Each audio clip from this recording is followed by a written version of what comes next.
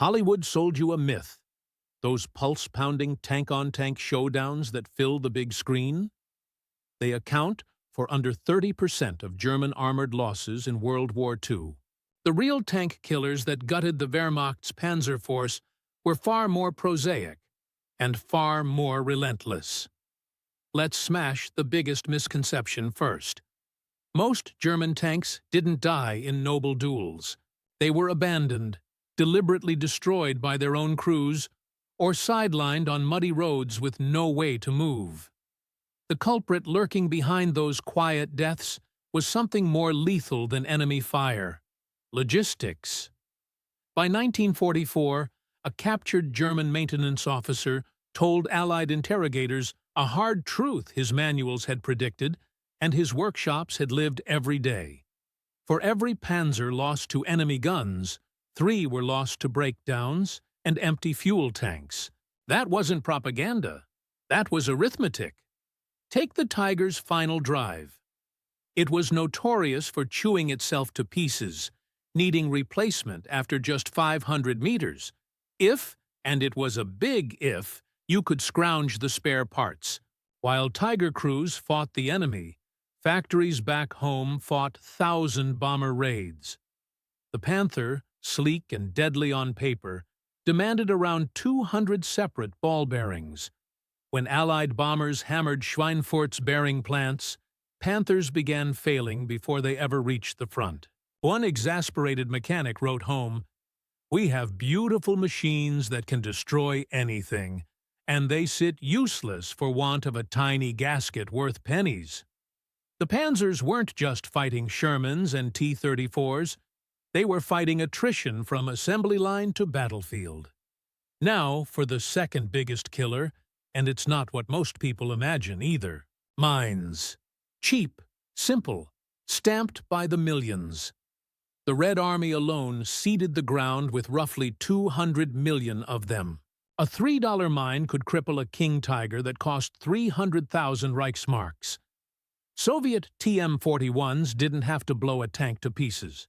They just had to snap a track. In the Russian mud season, a tracked hulk with a severed tread wasn't a weapon. It was a 60-ton paperweight. American studies from Normandy told the same story. Mines and improvised explosive devices took out more German armor than bazookas and tank guns combined. As one German commander bitterly admitted, "We scan the horizon for enemies, while the real danger waits under our tracks." The battlefield looked deadly. The ground itself was deadlier. So what actually killed the most panzers in direct combat? Not dedicated anti-tank guns, not tanks, artillery, ordinary field artillery. The Soviets perfected the practice with their so-called pack front tactic, massing guns by the hundreds and erasing grid squares whenever German armor appeared. They didn't need pinpoint hits. A 152 mm shell landing within 10 meters could flip a panzer like a toy. The concussion alone could stun or kill crews. At Kursk, Soviet batteries wrecked more German tanks in 3 hours than head-to-head tank fights managed in 3 days. Across the lines, American artillery proved even more terrifying thanks to a technological trump card: the proximity, or VT, fuse. These clever fuses detonated shells in midair, showering vehicles with shrapnel from above. That's where German armor was thinnest, often just 25 millimeters. After a barrage, crews would find commanders decapitated in their turrets, struck down before they even knew they were in danger. One Panzer veteran admitted, "We feared American artillery more than anything. You couldn't duel with it. You couldn't see it. You couldn't outrun it." But perhaps the most inventive tank stopper was the humblest: the Soviet PTRD-41 anti-tank rifle. Yes, a rifle. It couldn't punch through a Tiger's glacis. It didn't need to.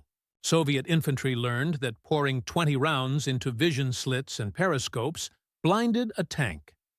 A blinded crew stumbled into ditches, scraped buildings, or sealed every hatch and turned into a deaf, sightless box. useless on a fluid battlefield. The Soviets built approximately 471,000 of these rifles. Each cost about 193 rubles. A Tiger cost 300,000 Reichsmarks. That is asymmetric warfare rendered in steel and arithmetic. Then came the fighter bombers.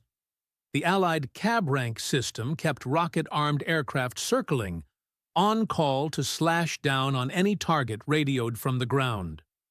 Hawker Typhoons firing rockets were famously inaccurate. Direct hit rates hovered below 5%, but they didn't have to hit to change the battle. The psychological shock was paralyzing. Panzer units froze under the canopy, bunching up under trees by day and creeping only at night. Once clustered and immobilized, they made perfect targets for artillery officers with a map reference. The planes didn't need to destroy with precision to kill with pressure, and pressure on a battlefield is often fatal. Here's the cold math of industrial war.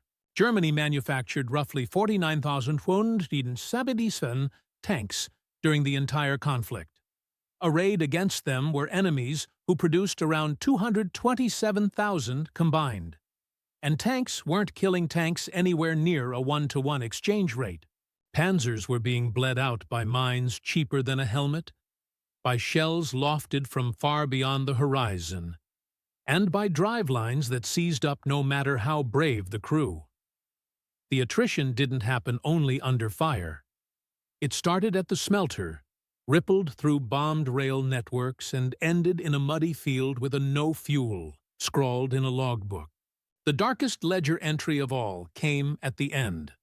By 1945, more German tanks died at the hands of their own crews than from enemy weapons. Out of fuel, out of ammunition, out of options, panzer crews wired charges and blew their vehicles rather than surrender them. Wehrmacht maintenance reports from April 1945 read like a requiem. Destroyed by crew. Lack of fuel. Self-demolition. The enemy didn't need to be there in person. The collapse of supply, infrastructure, and time did the job for them. So when we talk about what really killed German tanks, it's not the duel between aces that decides the outcome. It's the supply truck that never arrives, the bearing that never ships, the rain that turns roads into tar pits, the mine planted for pennies, the battery of howitzers miles away, operating with clever fuses and ample ammunition.